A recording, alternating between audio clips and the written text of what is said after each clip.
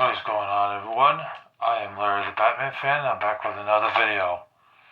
So today we are going to be going over PS2 games to get on a budget. This is a series where I talk about games that you can get on a budget for $30 or less. I have also done this with a Sega Saturn collection, although that one was a bit tougher, so I had to do $50 or less. I also done one for two for Super Nintendo, excuse me. Two for the Super Nintendo, and I've also done two for the NES, and I might have done one for the N64 if I'm not mistaken. But today we are going to be going over some titles that you can get for $30 or less. So here we go. Without further delay, let's get into it. So the first title I have here is a very fun game. In fact, both of them are still relatively cheap. This is Star Wars Battlefront 2 on the PS2. Hopefully you can see this. I know the case is kind of dark, but I also recommend the first one because that one is also cheap. I have that one, but I have it loose disc. I don't have a complete copy of that one. And literally, this is a third-person shooter in the Star Wars franchise. You play as a a stormtrooper in this game. And you go through the levels doing mission-based objectives, things in the Star Wars universe, killing droids and things like that. There might be a little bit of flying going on in this game. And it's just a really great game. Also, you can play as Darth Vader in this game and just go around just murdering every innocent person in the game, which was pretty cool. You could also play as a Jedi in this game too, which was really fun. And also, as I recall, it had a multiplayer. Yeah, it's just up to 2 players. It had a multiplayer in this game, and that multiplayer is still so much fun to this day. It's a really fun game overall on the PS2, and it's definitely a Star Wars staple, I must admit it.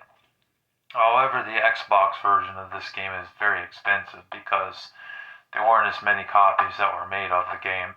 But the first and second game are a blast to play. But just keep that in mind that the second one on the Xbox version is pretty expensive. But the PS2 version is still dirt cheap. It's only about $10. You can't go wrong. To get both games for about $20, it's under that PS2 range. It's still worth it because they are a lot of fun to play. They're really good Star Wars games that I definitely recommend you guys checking out if you have a PS2. Yeah, that's right. I did say there was some flying in this, as I recall, because it's been a while since I played it, but there is. You can tell by the screenshot there that there is a little bit of flying going on in the game, but for the most part, you're on the ground as a stormtrooper or a Jedi or Darth Vader or somebody evil. And these are better than the newer ones that they made on PS4 and Xbox One.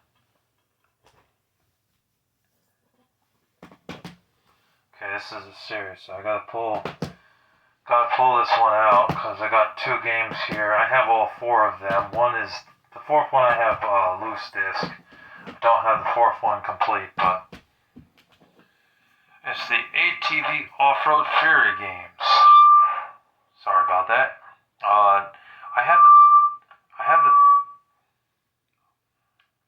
Sorry about that. I have the 3rd one somewhere in my collection. I'm not sure where it is, but yeah, these are the 2 that I have here currently.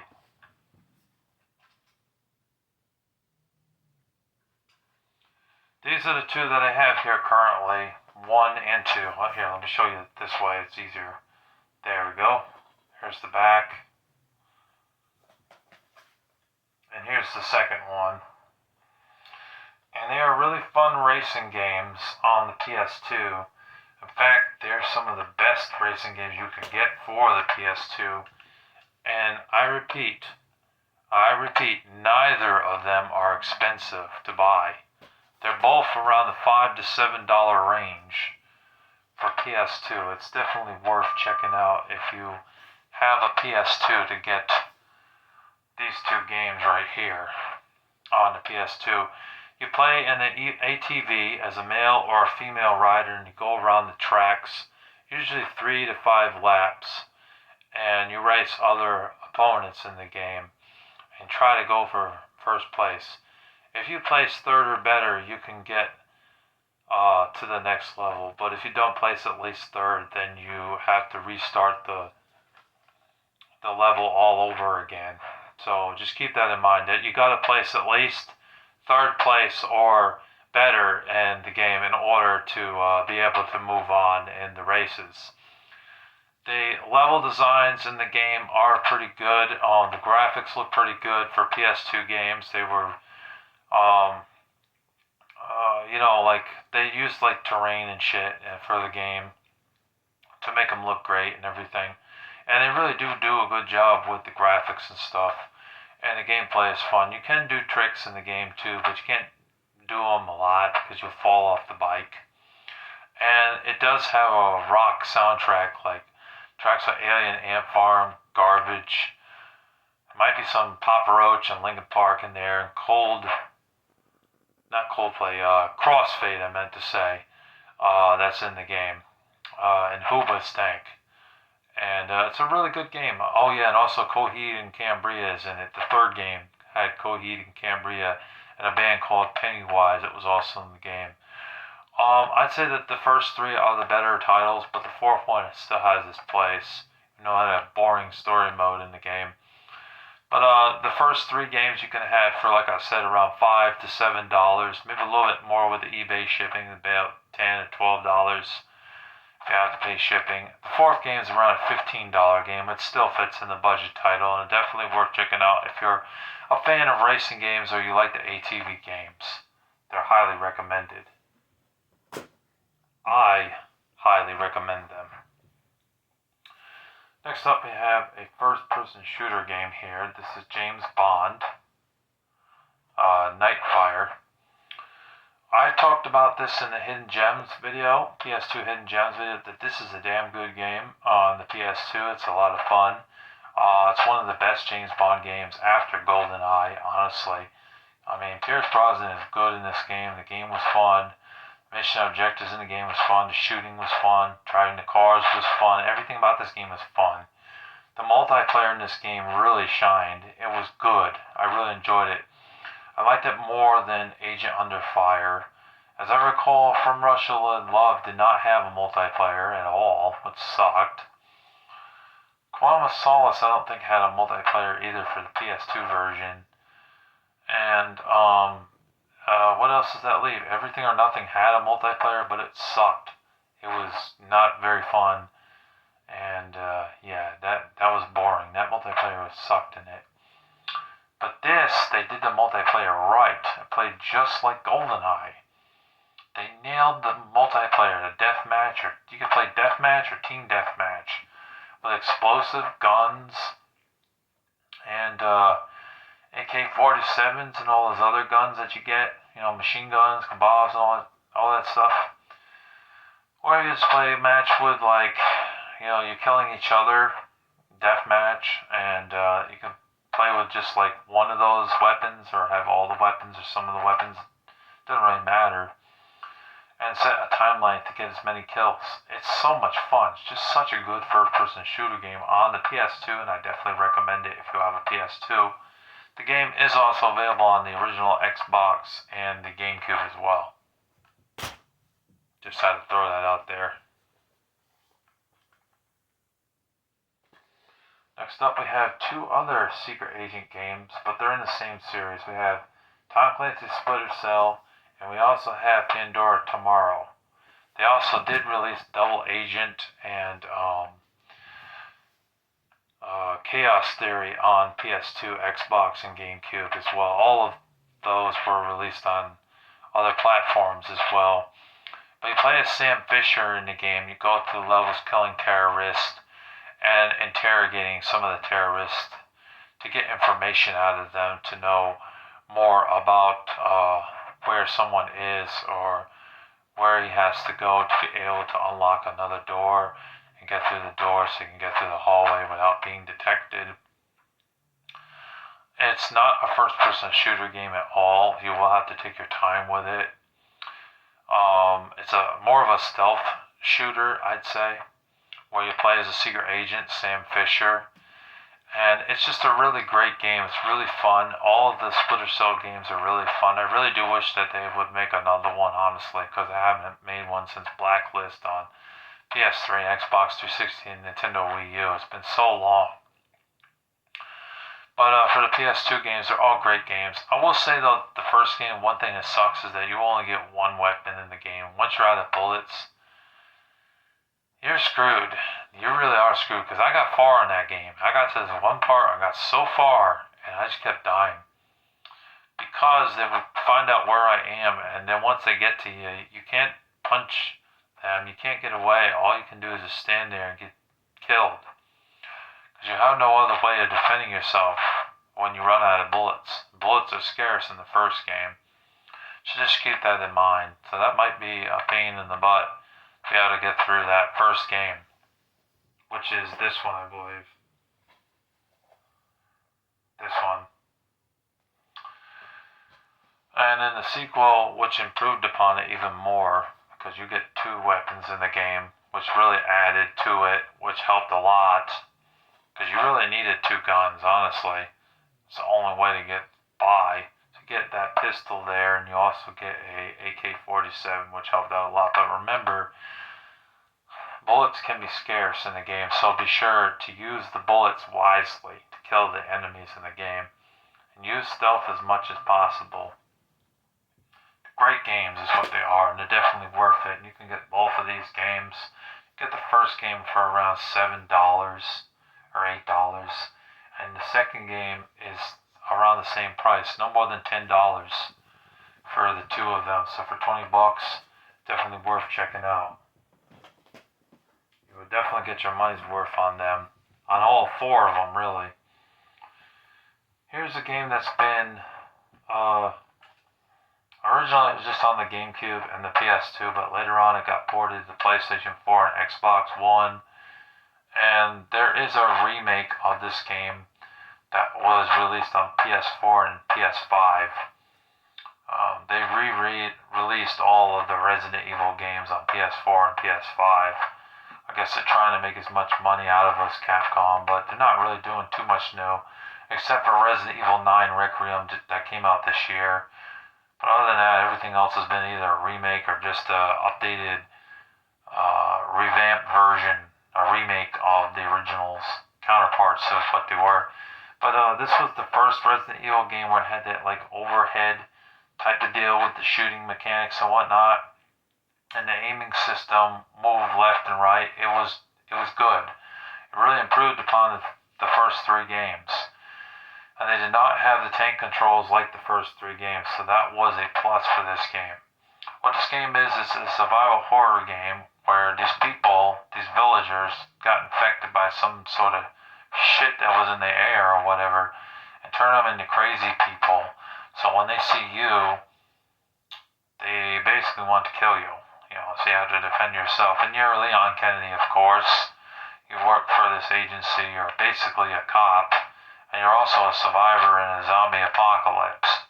But in this one, it doesn't really focus so much on the zombies. It focuses more on the crazy villagers. Which, when you do confront the first villager in the beginning of the game and ask where the girl is, instead of him replying to him because he's under that spell or some smoke that got him all messed up, he tries to kill him, but he dodges out of the way just in time, and then you have to kill that guy, make your escape. There's boxes that you can break open in the game as well to be able to take coins out and ammunition, and also green herbs that help you out in the game. So that way, if you're limping, you know that your heart's beating really fast. It means you're about to die if you get hit like another one or two more times. So you gotta eat that herb so that way you can stay alive. There's also a menu system in the game, and the menu system in the game lets you equip or combine certain things to make it stronger. Like, say, the herb with the green herb, or the red herb with the green herb, I mean. And you can also combine bullets into your gun, and there's other guns that you can get in this game, like a shotgun, AK-47, and a Magnum 45. You start off with a pistol, of course, but you do get other weapons. And I think you can also get a crowbar later in the game to open up certain doors, and you find keys and other items that'll help you out in the game. And And there's also a merchant that you can go to where you can buy other ammunition and supplies. And the good thing is that when you're talking to the merchant, enemies in the game cannot interrupt you and kill you while you're trying to do that. So that's a plus. It actually pauses the game. Because I know older games didn't do that, which was annoying. But thankfully, this game's good, so it doesn't do that at all. This game can be had for around $20 on the PS2, and it's really not bad to own it for $20 on the PS2. It's the cheapest version to get other than the PS4 version of this game. But that was just a remake of this game, so actually that version might still be at about $30, but even still, we're not talking about PS4, we're talking about just the regular version, the PS2 version. I picked up my copy many years ago for $12, but it's gone up ever since then. So around $20, got you a copy on the PS2. If you only have a PS2, this is the way to go, and this is one of the best games on the PS2. It's a great game. Next up we have is the SOCOM games. SOCOM US Navy SEALs. I have the first one here. I also do have the second, the third, and Combined Assault on the PS2. I really like the first two the most out of the four, but they're all really good games in their own right. And I know there's also SOCOM 4 on the PlayStation 3. What they are is military-based shooters, but they don't play like Call of Duty or Medal of Honor or even Battlefield. They play more like a tactical shooter. You have to be very stealthy with your approach and how you're going to do things. And you're the commander of the army in this game too. So you actually get to tell the teammates, go forward, or deploy a bomb somewhere, or set an explosive device on a door and open it up. And that was really cool. But it does take some getting used to, because when I first played this when I was younger, it took me a very long time to get past the first level of the game, because I didn't know what the hell I was doing. I'd gone through the entire ship and couldn't find out what I was supposed to do, but then I found out what I had to do eventually because I was seeing YouTube videos. Thank God for YouTube here. So that way we would know what the hell we're supposed to do and where the hell we're supposed to go, you know what I mean? But it's a good game, but very challenging and very realistic, I will say, because one hit and you're dead. So this game doesn't mess around, honestly. But it can be had for about $5. Maybe a little bit of eBay shipping if you buy it on eBay, so it might be around $10. But normally this game is only about $5. It's really cheap and easy to find. So is the second game. It's around the same price, $5. You cannot go wrong with $5. And the third game is around the $7 to $10 game. And so is SOCOM Combined Assault. They're all relatively cheap. You'll probably get all four of them for under the $30 limit, so you really can't go wrong for any of the four. Definitely worth checking out if you're a fan of tactical shooters. Next up we have is what is considered a staple in many people's eyes. There's also Grand Theft Auto 3, and also there's Grand Theft Auto San Andreas on the PS2. And then later on they ported Vice City Stories and Liberty City Stories. We have here Vice City on the PS2. This is a really fun third-person shooter / driving game. Definitely worth checking out if you're a fan of PS2 or games in general that you're looking to buy for dirt cheap. This game only runs around the $10 range. For $10, you really can't go wrong because there's a lot to do in this game. You can choose to do the missions whenever you feel like it in this game. You go around the streets, you murder people, you can shoot up cops, police station, you can blow up cars, you can fly a jetpack in this game, or maybe that's in I think that's in San Andreas, but in this game, there's just so much to do. That's why a lot of people really enjoy the Grand Theft Auto games, because they have so many things that you can do to keep you entertained in the game, and was a lot of bang for your buck for this time. So that's why they really enjoy these games, because they were close to being an open world game where you could do just about anything that you wanted to do. Steal cars from random people on the street that you don't even know, hook up with chicks and have sex with them, make drug deals on the side, with people, and make sure the cops don't find out about it, make some good money. There's just so much you can do, and that's why this game is really loved by people. But for $10, you really can't go wrong for this. It is definitely a budget title. It's definitely worth checking out if you have a PS2. And I think you can even fly a helicopter in this game too.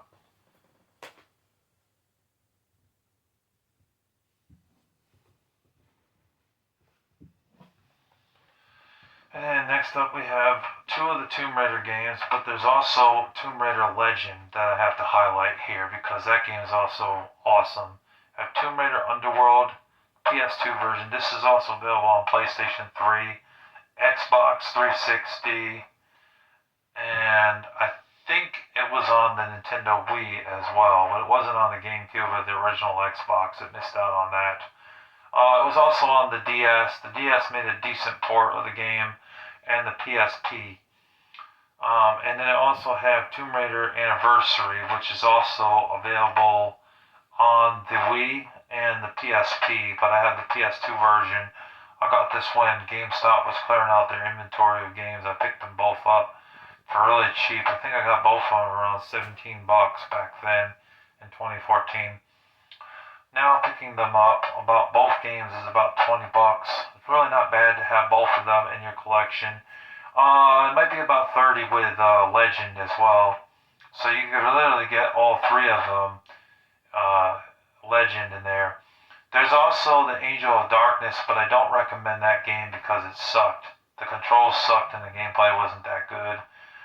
And there was a lot of problems with that one. But the Tomb Raider Legend and Tomb Raider Anniversary and Underworld are all really great games for the PS2.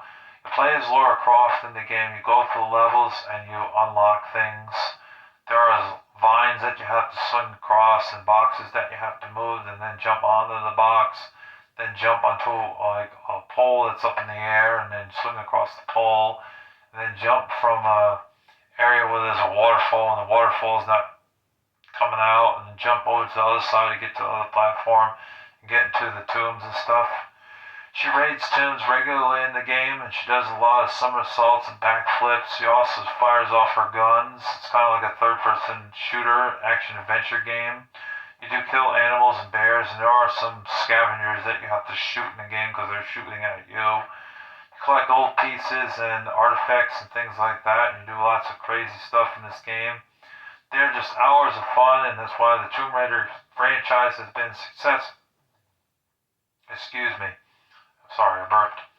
Has been successful over the years because of how damn good they are and how immersive the gameplay is. They're just a lot of fun. I definitely recommend Tomb Raider Legend, Tomb Raider Underworld, and also Tomb Raider Anniversary for your collection if you have a PS2. They're definitely worth checking out. And the last game I want to mention for this collection that I feel I have to mention is a really good game.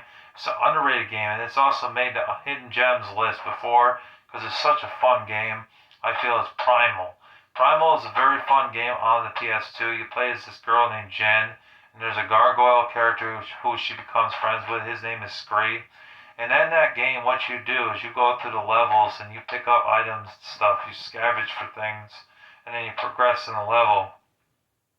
But see, there's gargoyles in there that are evil, and if they see Jen, they'll try to kill her. So there are parts of the game where she can't go through a certain area, like a tunnel or something.